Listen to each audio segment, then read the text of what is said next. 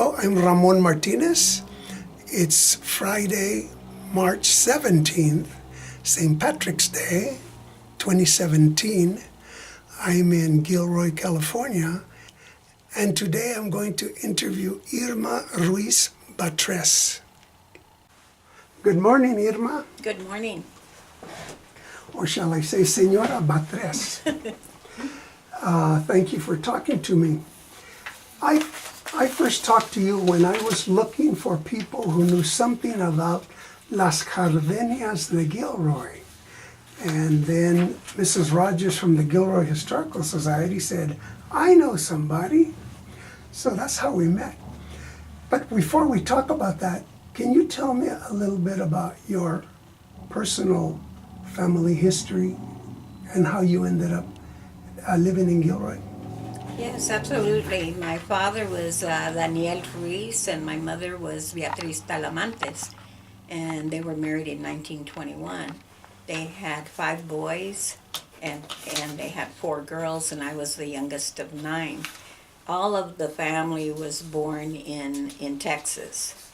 And as the war broke out in 1941, my 2 oldest brothers volunteered for the service, and they kept telling my dad, take the family to California. There's more opportunity over there.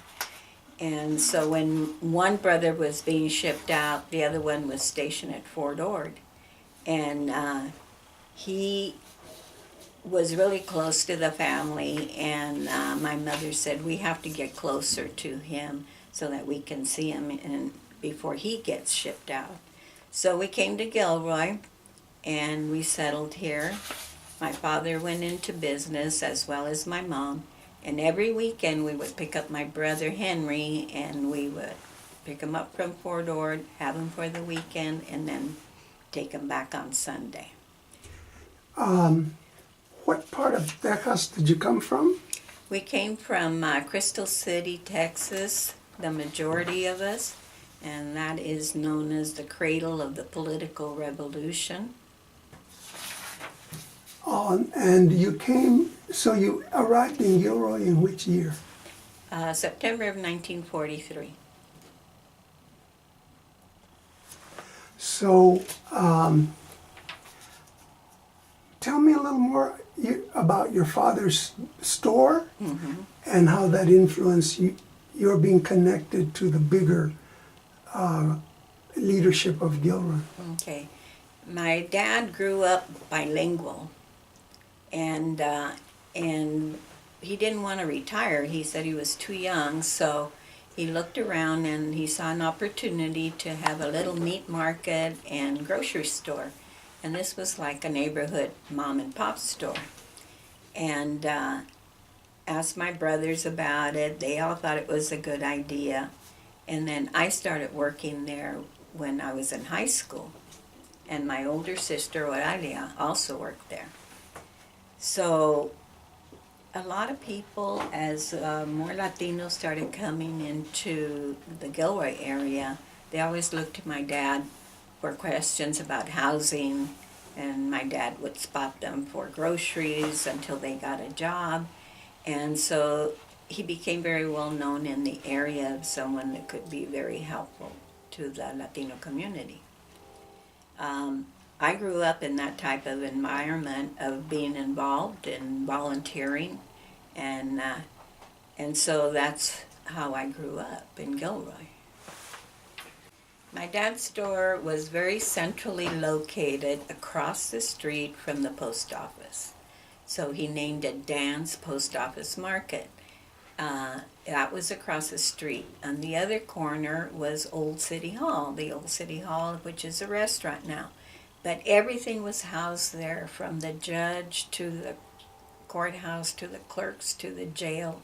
Everything was located there. So we were centrally located so that he became friends and familiar, like with the judge or the sheriff or the police. We only had 2 police officers at that time.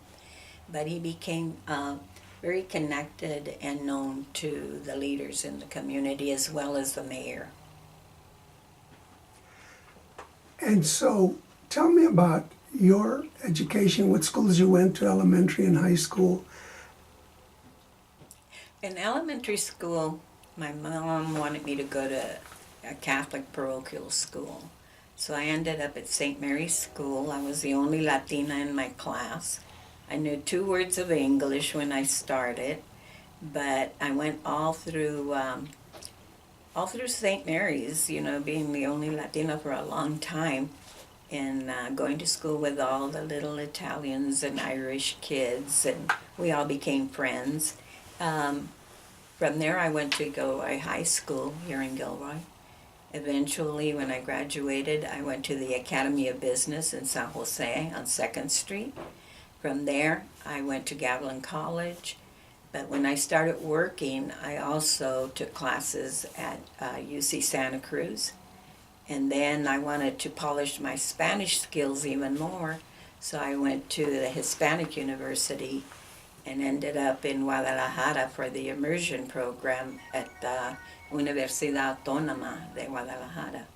And then from there, I went to University of Phoenix to their extension program. And I ended up getting my bachelor's degree in business development. So, Irma, tell me about your first jobs out of high school. Okay. Out of high school, my first job was working for a printing and office supply store. And I really enjoyed it very much. But, however, they didn't pay very well. And I kept getting more responsibility, and it wasn't reciprocated with the pay. So I decided, no, I have to leave this. So I wanted to work either seasonal or part-time because I wanted to be home with my family. And I saw an opportunity to maybe work 6 months out of the year at Gilroy Foods, which I did. And I only worked seasonal 2 years, and then there was an opportunity to work in research and development. Now, just by chance, in the 70s, it was very tough, but most of the jobs that I got were in departments that were male-oriented.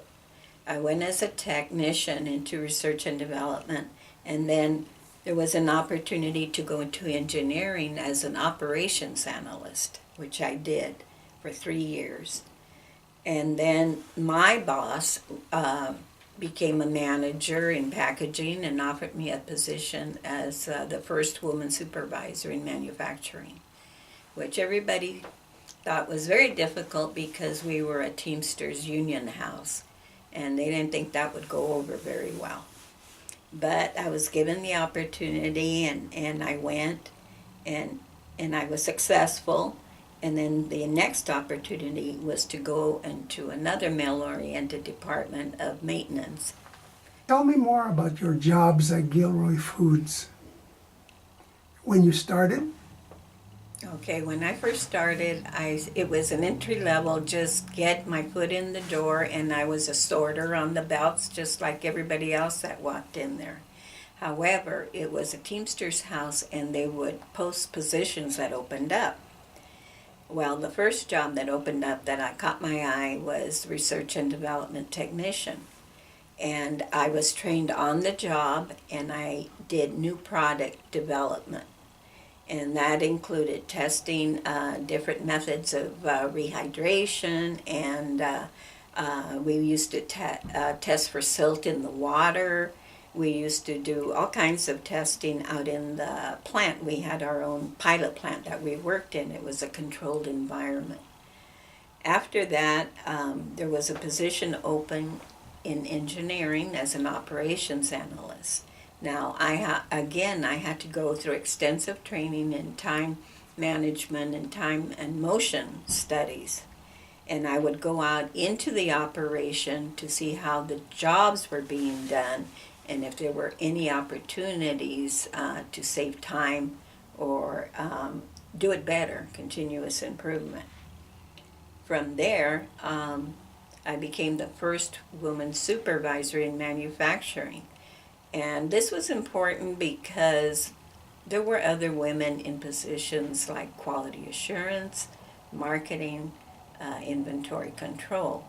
But definitely manufacturing was a male domain. There had never been a woman supervisor there. So I became the first one, and I worked in the packaging department. Now, half the product produced goes through the packaging department and is packaged into smaller containers. And that's where I went, first of all, as the first supervisor. The next step for me was I was offered a position in maintenance, which had 50 mechanics and 6 supervisors and 8 support personnel. And the first job that I had to do there was to implement a computerized program for the department, which involved inventory control. I was responsible then for all the supplies and parts for the whole company. In inventory control, I was responsible for $1 million inventory of parts for all the equipment in the entire plant. And we were 26 acres under roof. We had 9 $1 million each dehydrators. So it was bearings and belts and motors and anything that was mechanical that we needed to maintain the facility. That's what we had to do. Make sure that we had the parts and supplies to keep the whole plant going. After that, there was another opportunity in the same department to develop a training program for all the mechanics from entry level up to journeyman level. And that had to be done in a very specific way because we had to develop a program that would go skills and then seniority versus the other way of seniority and then skills. So we did an assessment of a week of training, and the people that passed that were brought in as needed basis. As people retired, they were brought in as apprentice mechanics. And from there it was up to there in their career. We offered training so that they could progress all the way up to journeyman. My next job involved being a training design and developer for total quality improvement. So they called it TQM, Total Quality Management. And it was a new way of running the business, but everybody had to be involved with it. And basically you take your traditional pyramid and you turn it upside down. Eventually the McCormick Company decided to invest in TQM, which is Total Quality Management, which is revolutionizing the way we do business in manufacturing or in any company. But TQM stands for Total Quality Management. And we had to design programs and training programs to train everybody in the company. And that continuous improvement led from that, and it also continuous improvement teams. We had teams in every department that would look at their operations and investigate ways of remove obstacles and develop ways or come up with ideas on how to improve their process.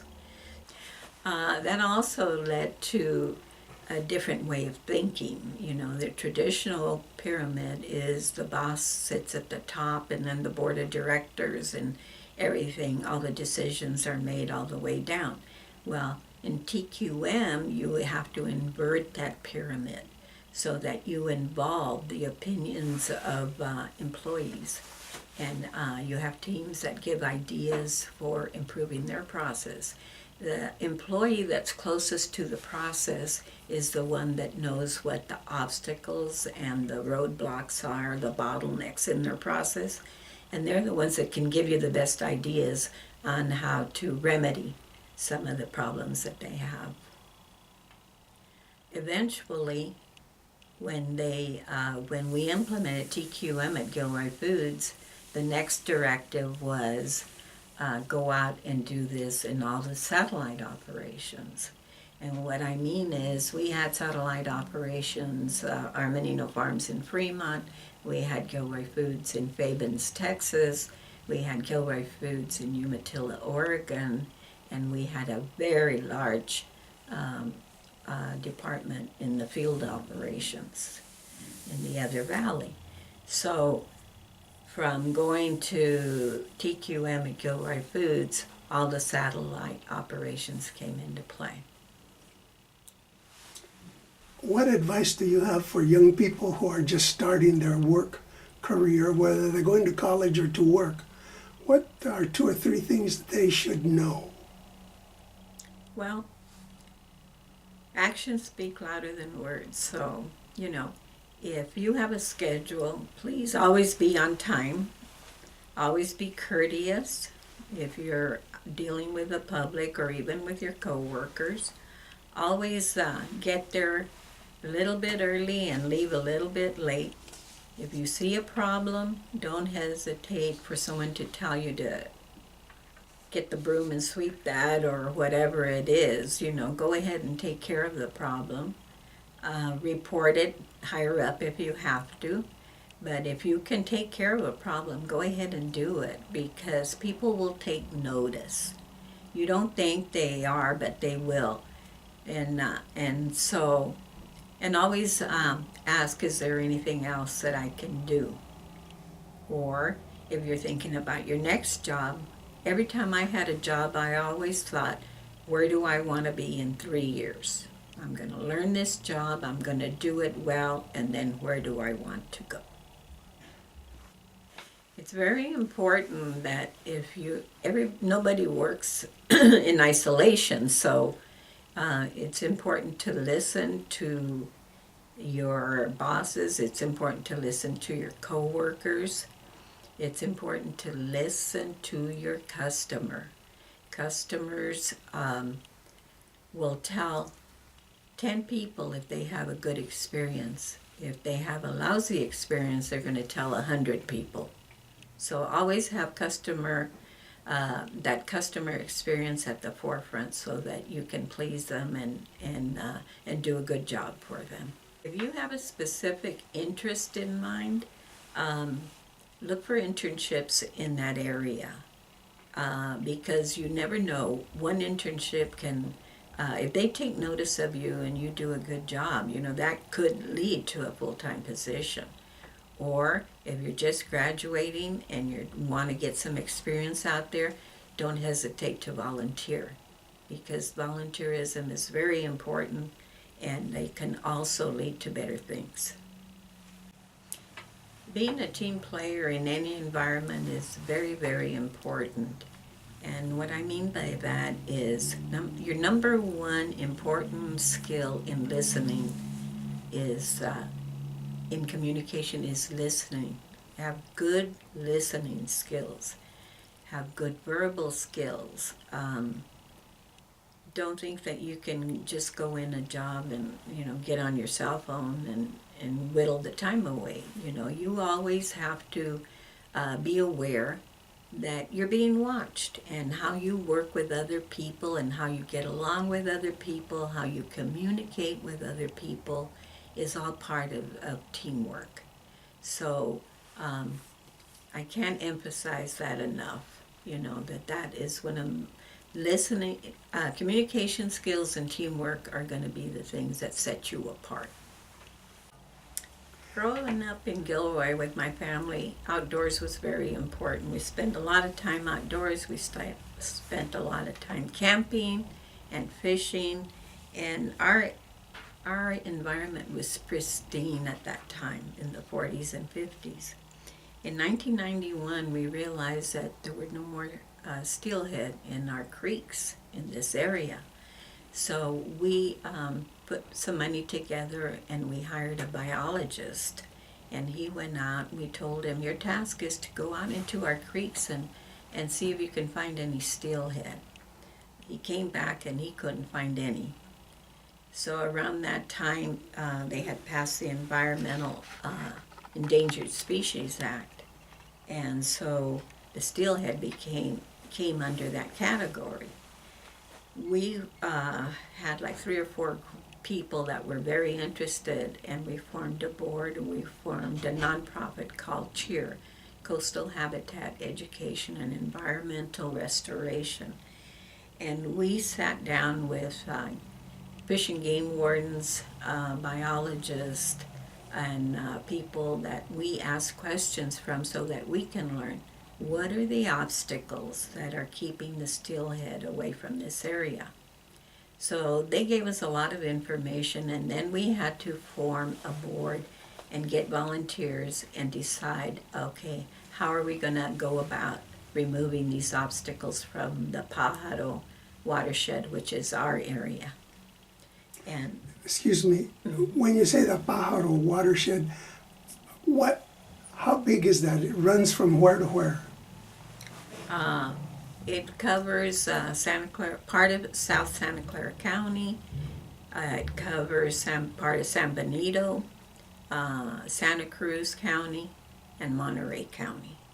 So it's very, very extensive, and including in that watershed are a lot of creeks, small creeks and tributaries that contribute to that.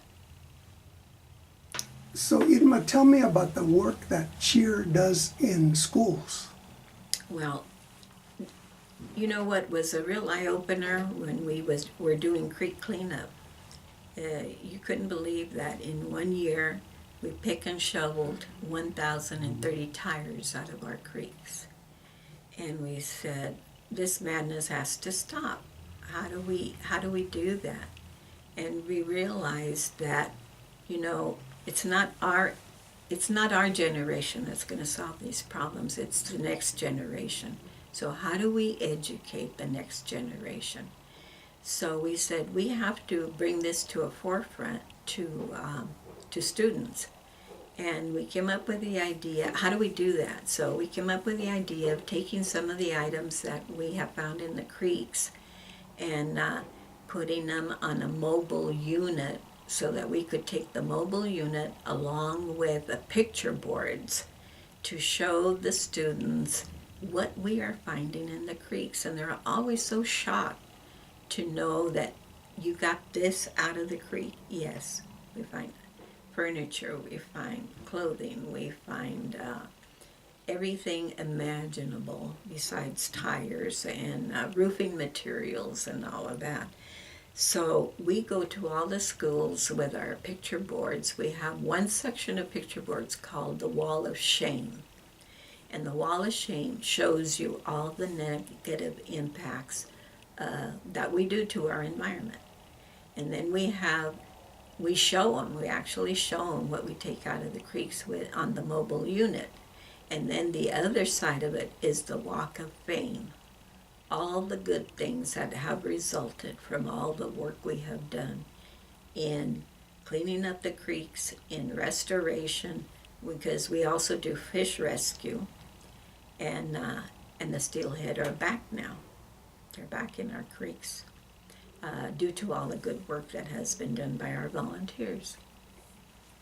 So when you go talk to young people, they begin before you talk to them and they have certain attitudes.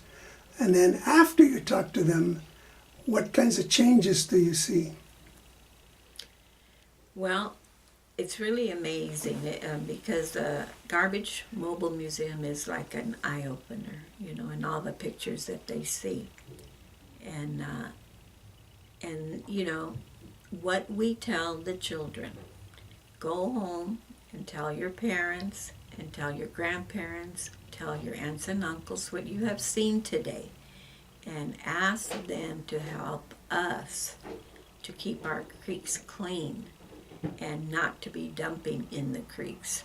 So, and then when you get to middle school, they start asking, what can I do to help? Can I volunteer in fish rescue, or can I volunteer in creek cleanup?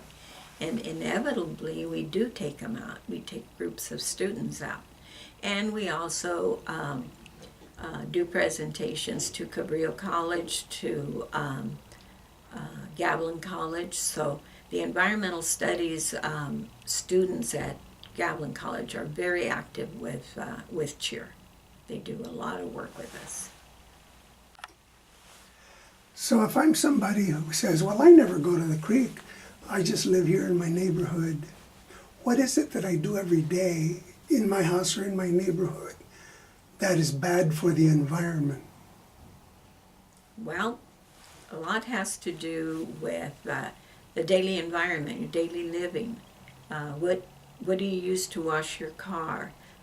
When you change your oil, what do you do with that oil? Their plastic, do you sort your plastic? Do you recycle? All these little things all add up, actually. And so we all drink water. We're all dependent on water. So if we don't have pristine water for our steelhead, we're not going to have good water for ourselves on a daily basis. So you created a professional career in the 1970s when things were a little harder for women. What was that like, and how are things now? Is everything fixed regarding the challenges women face? The 70s were very, very tough to get into male-oriented departments, positions, but you have to do the job, do it well, exceed at what you do, gain the respect of your peers, be a team player, and you'll be recognized for that. And eventually your coworkers forget about, that you're a female, that you're a Latina. They start asking for you to help them on projects. They recognize you. One thing that I haven't mentioned as you go out and start your career is to get a mentor. My career was really helped me and was developed because I had two excellent mentors. Ironically, they were both male white mentors, but they're the ones that one of them kept insisting that you have leadership skills. You have to get more involved in the community. You have to try this job. And even though I felt, okay, going into maintenance, what do I know about computers and maintenance? And he goes, that's not the point. The point is that you will be able to implement that because of your style of leadership. And so the mentors that I had were always looking out for me and always looking at challenges that I thought were out of my realm, but they felt confident in me. The other mentor that I had, almost ironically, I first met him when he first came to the company, but because he saw my work ethic and he liked the way I worked with people, as he progressed in his career, he also brought me along in my career. He uplifted me into other positions that otherwise I wouldn't have gotten or I wouldn't have been considered for. But he was a spokesperson for me.